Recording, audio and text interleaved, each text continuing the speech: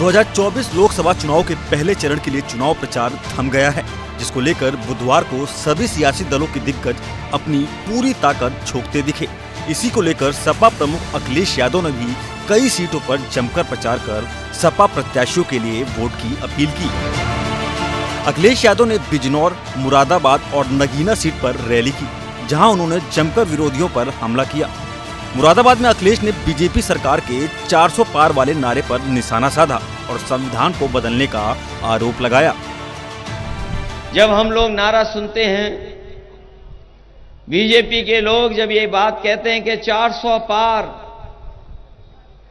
और जब उनके तमाम नेता जो देश के कोने कोने में हैं, उनके स्टेटमेंट जब आते हैं, तो लगता यह है कि 400 पार का ये नारा इसलिए दे रहे हैं कि ये बाबा साहब भीमराव अम्बेडकर जी का दिया हुआ संविधान को बदलना चाहते हैं। इस दौरान अखिलेश यादव ने चुनावी बॉन्ड का मुद्दा उठाकर बीजेपी को घेरा।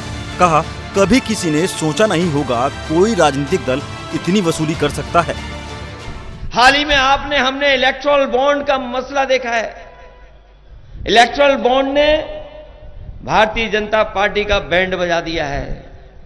कोई कल्पना नहीं कर सकता था कि राजनीति में पॉलिटिकल पार्टी इतना चंदा वसूल कर सकते हैं। हम और आप जानते हैं, चुनाव होते हैं, कार्यक्रम होते हैं, तो अपनी इच्छा से लोग चंदा देते हैं, अपनी हैसियत के हिसाब से मदद करते हैं।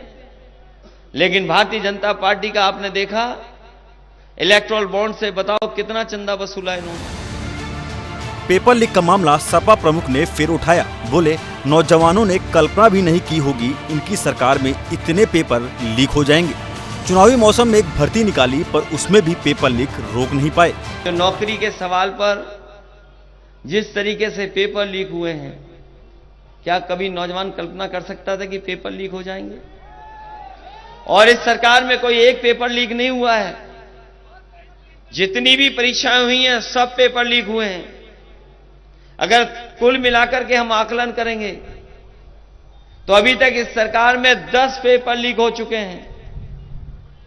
और जो आखिरी में पुलिस भर्ती का पेपर लीक हुआ है, उसके इंतजाम के लिए सरकार ने दावा किया कि ऐसा इंतजाम किया है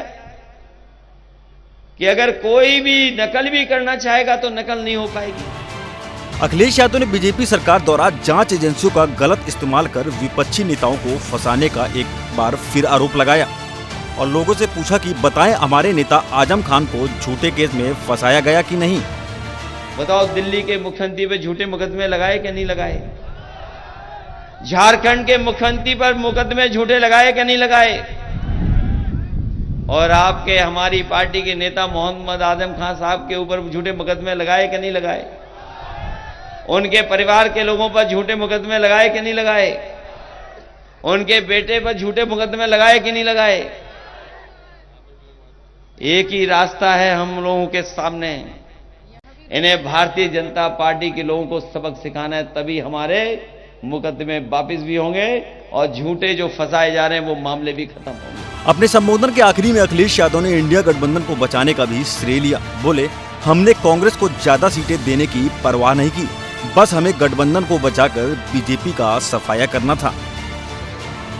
याद रखना, इस इंडिया गठबंधन को अगर किसी ने बचाया है तो समाजवादी पार्टी ने बचाने का काम किया है।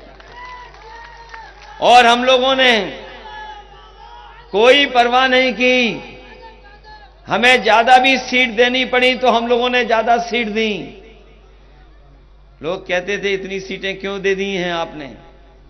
हमने कहा ये सीटें इसलिए दे दी हैं कि हम इंडिया गठबंधन को मजबूत बनाना चाहते हैं, और चाहे हमें 17 सीट देनी पड़ी, लेकिन इंडिया गठबंधन बनाने का काम अगर किसी ने किया तो समाजवादियों ने किया।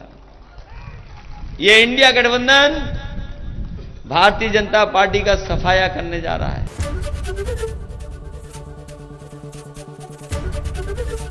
एबीपी गंगा, खबर आपकी, जुबान आपकी।